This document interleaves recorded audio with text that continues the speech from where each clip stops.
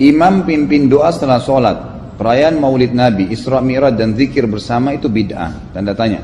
Karena setahu saya Rasulullah tidak pernah mencontohkan. Mohon penjelasannya Ustaz.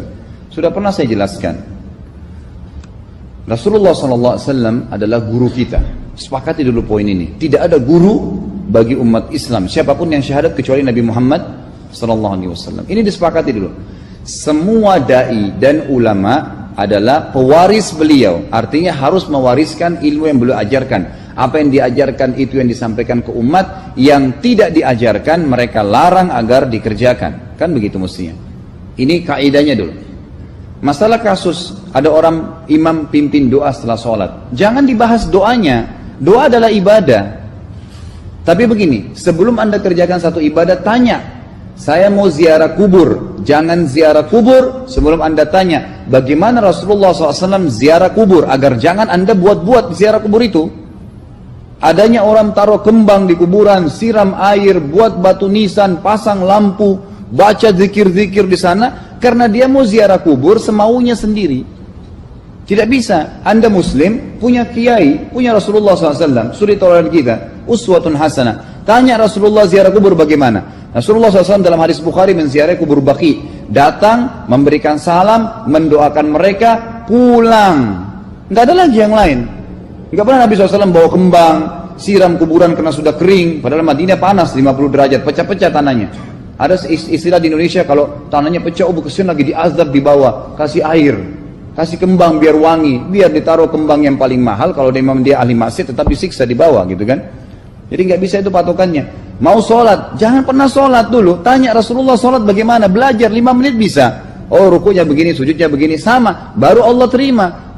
Tujuan Nabi SAW diutus untuk apa? Untuk dicontohi, diciplak hidupnya. Cara makannya, cara tidurnya, berpakaian, bahkan cara jalannya saja. Para sahabat contohnya, Nabi jalan begini. Bukankah ada hadis yang mengatakan sahabat berkata Rasulullah SAW kalau jalan seperti orang turun dari bukit. Mereka sampai membahasakan itu. Rasulullah pernah keluar kepada kami menyisir rambutnya dengan rapi ke arah sebelah kanan belakang. Ditunjukkan, gitu kan? Rasulullah SAW menyukai ini. Rasulullah SAW memakan dengan cara begini. Diajarkan kepada kita semua agar kita contohin. Yang jadi masalah bagi kita ini, kita selalu mau buat apa-apa yang tidak diperintahkan oleh Nabi SAW. Selalu alasannya baik. Sekarang kasus berdoa setelah sholat. Doa adalah ibadah, nggak ada masalah doa. Tapi kalau kita mau ikat antara sebuah ibadah dengan ibadah yang lain, tanya dulu, Rasulullah pernah ikat nggak? Pernah pertemukan nggak? Ziarah kubur dengan baca Quran. Ziarah kubur ibadah, baca Quran ibadah. Pernah nggak Nabi baca Quran di kuburan? Itu tanya. Nggak ada riwayat Nabi SAW pernah baca Al-Fatihah untuk orang mati atau baca di ayat Al-Quran. Datangkan dalilnya coba. Nggak ada satu hadis pun menjelaskan masalah itu. Lalu kenapa anda buat? Oh karena saya mau buat ibadah. Baik ibadah yang Nabi ajarin. Salam doain. Selesai. Jangan lebih daripada itu. Masa anda lebih pintar dari Nabi Muhammad SAW? Habis sholat, memang paket yang Nabi tawarkan, yang beliau selalu kerjakan adalah zikir. Setelah sholat dengan zikir sholat yang sudah masyhur, istighfar, kemudian baca Allahumma antas salam, sampai membaca ayat kursi, al-ikhlas, al-falaq, an-nas, baca subhanallah, alhamdulillah, Allah akbar 33 kali, sampai terakhir baca digenapkan la ilaha illallah wahdahu la syarika. Selesai itu semua hadis Nabi SAW menjelaskan setelah sholat, Rasulullah SAW langsung berdiri. Memang beliau tidak pernah berdoa habis sholat waktu itu. Memang begitu. Bukan doanya yang jadi masalah, bukan. Karena Rasulullah tidak kerjakan, jadi kita tidak kerjakan. Saya tekankan dalam pengajian saya, kalau anda punya hajat berdoa, berdoalah setelah sholat ba'diyah. Insya Allah aman. Karena sudah lepas dari paket yang Nabi tentukan. Selama Rasulullah SAW sudah mencontohkan dan memerintahkan sebuah perbuatan, ditentukan tempatnya, jumlahnya, waktunya, jangan pernah dilanggar. Habis sholat bacalah subhanallah 33, alhamdulillah 33, Allah akbar 33. Jangan anda bilang saya bisa baca 100. Loh Rasulullah suruh 33 kok. Ditentukan, jangan lebih pintar. Nanti setelah sholat, jangan ikutkan dengan paket rangkaian sholat ini. Di luar waktu sholat anda membaca 100 silahkan. Karena nggak ada penekanan di situ. Kalau ada penekanan waktu, tempat dan jumlah, jangan dibantah. Anda pengikut Rasulullah atau bukan gitu kan? Harus jadi jelas. Yang membuat umat ini di Indonesia juga jadi masalah sekarang karena mau buat sendiri, semaunya sendiri. Kenapa akhi, kenapa Pak Kiai, kenapa Habib, kenapa Ustadz, kenapa buat ini? Bukankah Rasulullah tidak mencontohkan? Oh nggak apa-apa, ini kan baik. Loh, kalau semua orang berkata seperti anda, apa yang tertinggal dari agama kita? Kira-kira apa lagi yang tertinggal? Nggak ada kemurnian agama karena semua orang mau buat semaunya, gitu kan? Semaunya sendiri. Pindah rumah, baca berzanji. Apa itu berarti sejarah Nabi? Kenapa baca berzanji, saudaraku? Rasulullah waktu pindah rumah pernah baca-baca gitu nggak? Nggak pernah. Kenapa dibuat? Anda muslim bukan? Muslim. Ya saya harus ikuti. Kalau tidak akan terus ini mengakar nih. Anda buat satu bid'ah sekarang. Bid'ah itu lawannya sunnah. Anak Anda akan buat 10 bid'ah. Cucunya akan buat 100 bid'ah. Akan banyak bid'ah merakar di masyarakat. Dan agama akan ditinggalkan. Kemurnian sunnah akan hilang gitu kan. Dan ini bahaya. Ingat. Nabi SAW mengatakan kepada kita dengan hadis yang sangat jelas. Hadis sahih riwayat Imam Ahmad bunyinya begini. Semoga Allah merahmati umatku yang menukil dariku seperti apa yang aku ajarkan atau sebutkan. Sampai ulama hadis mengatakan Nabi ucapin habis sholat astagfirullah, maka sahabat tidak ada berani menambah azim. Nggak ada sahabat yang bilang astagfirullah azim habis sholat, nggak ada. Astagfirullah saja karena Nabi ucapin itu. Mereka mengakui tidak lebih pintar daripada Nabi SAW. Kenapa kita harus tambah? Astagfirullahaladzim, wali walidayya, wali muslimin, panjang. Dari mana ini semua? Ditambah-tambah, diembel-embelin, kenapa? Akhirnya keluar dari ajaran Nabi Muhammad SAW. Ini masalah gitu kan? Kenapa harus dilakukan? Peringatan maulid Nabi sudah sering saya ingatkan. Anda tanya semua yang buat maulid, kapan maulid itu sejarahnya ada? Semua buku sejarah menjelaskan tahun 230 Hijriah. Nabi meninggal tahun berapa? 11 Hijriah. Gitu kan? 11 Hijriah. Lalu kenapa harus ada dilakukan? Dan dari mana sejarahnya? Yang membuat pertama adalah orang-orang Syiah. Sejarahnya jelas dari Fatimiyah. Semua buku sejarah sepakat mengatakan bahwasanya maulid munculnya di zaman Fatimiyah. Dinasti Fatimiyah, orang-orang Syiah di Mesir, gitu kan? Dan mereka punya 6 macam maulid yang sampai hari ini masih dikerjakan di Iran. Ada maulid Nabi SAW, Hasan, Husain, Ali, Fatimah, dan raja mereka. Sampai hari ini masih ada. Kenapa orang-orang waktu baca maulid, baca salawat sambil berdiri pegang tangannya taruh di dada? Karena keyakinan orang Syiah, ruhnya Nabi SAW sedang lewat. Anda tahu nggak itu? Banyak orang kita buat tidak tahu. Yang penting bahasa Arab ikut saja, gitu kan? Tidak bisa. Nabi SAW tidak pernah rayakan. Pernah ada yang bilang sama saya, Ustadz, kan Nabi SAW pernah bilang, waktu ditanya tentang puasa Senin, beliau mengatakan hari itulah aku dilahirkan. Terus kenapa? Berarti bahwa Senin, gitu kan? Tidak. Nabi SAW cuma menginformasikan bahwasanya beliau lahir di hari Senin. Dan beliau tidak pernah ngumpulin sahabat untuk baca bersama-sama, merayakan hari lahir. Beliau tidak pernah. Kalau itu benar, Nabi nggak bakal tinggalkan kok. Ibnu Katsir rahimahullah, garis bawahi poin ini. Ibnu Katsir rahimahullah, dalam tafsir beliau, tafsir Quran Azim. Dan subhanallah Ibnu Katsir ini, kata ulama, hampir semua kalangan golongan itu banyak memakai buku beliau. Walaupun berbeda dari sisi pemahaman yang lain, tapi tafsirnya kebanyakan kembali ke tafsir beliau. Beliau mengatakan tafsir surah Al-Maidah ayat 3 yang bunyinya a'udzubillahi minasyaitonir rajim, al-yawma akmaltu lakum dinakum. Hari ini saya sempurnakan agama kalian, kata Allah. Ya.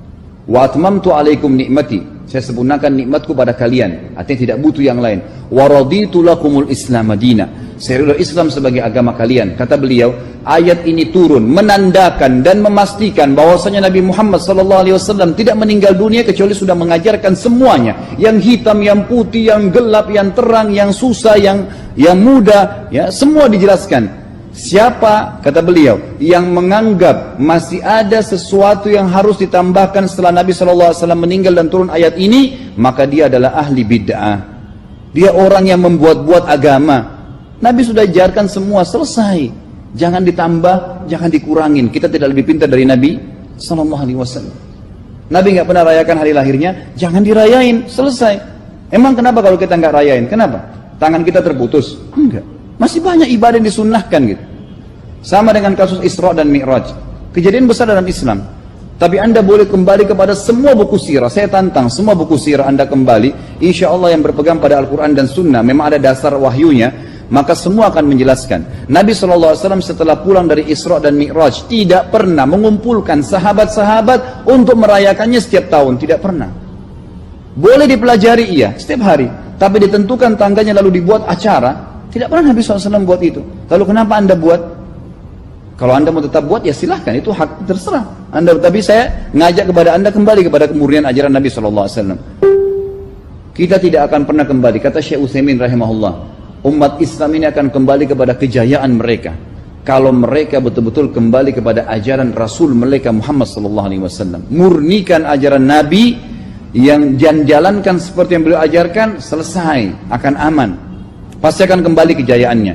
Kita nggak bisa saling menghardik, saling menyalahkan yayasan ini, organisasi ini, kelompok ini, karena masing-masing mau beristidlal sendiri, mau menjalankan sendiri hukum-hukum agama ini, bukan mengikuti sunnah Nabi Sallallahu Alaihi Wasallam. Jemaah haji kita, jemaah umrah, datang ke Mekah, tur dalam kota Mekah, naik ke gunung untuk lihat Gua Hira. Kenapa naik ke Gua Hira?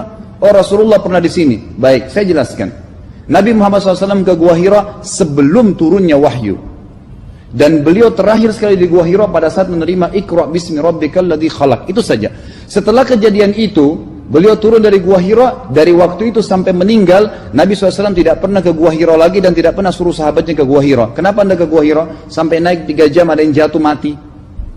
Karena jahil, tidak tahu pemahaman agamanya. Nggak bisa begitu. Cukup dikenang iya. Kecuali Nabi SAW suruh, datangilah Gua Hira. Ya silahkan. Jadi kan kalau enggak, kan begitu. Masalah Isra Mi'raj, saudaraku, kejadian besar. Ambil ibrahnya, yang penting ilmunya. Oh, salat 5 waktu, kejadiannya pernah gini. Ada kebesaran Allah, ambil pelajarannya iya. Yang Nabi tidak contohin, maka jangan dikerjakan. Hanya itu saja. Zikir bersama, di sini ditanyakan juga zikir bersama. Nabi SAW disebutkan dalam hadis Bukhari, kalau berzikir habis sholat, beliau membaca zikir tertentu, sahabat baca zikir tertentu, sahabat baca zikir tertentu. Jadi Nabi SAW tidak pernah paksain. Enggak pernah Nabi misalnya baca ayat kursi, harus semua sahabatnya ikut ayat kursi, enggak. Nabi SAW baca ayat kursi, si fulan baca al-ikhlas, si fulan baca subhanallah, masing-masing. Dan ingat, Allah SWT mengatakan apa? Tentang masalah zikir dan doa ini. Ya. Dikatakan, ya, kita harus berdoa kepada Allah, ya, wadunal jahri minal qawli bil gudui wal asal, wala takum minal ghafilin. Berdoalah kalian, berzikirlah kalian dengan doa kalian, dunal jahri minal qaul, tidak dengan teriak-teriak. Allah berfirman dunal jahr, tidak teriak-teriak, ya. Dan janganlah kalian menjadi orang-orang yang lalai.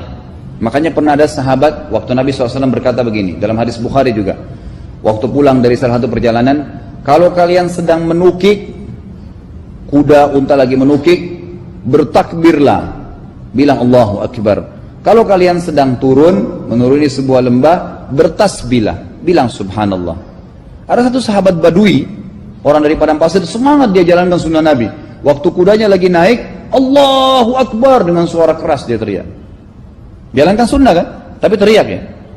Apa yang terjadi? Nabi SAW panggil, ditepuk pundaknya, Nabi mengatakan, pelankan suaramu. Zat yang sedang kau panggil tidak tuli.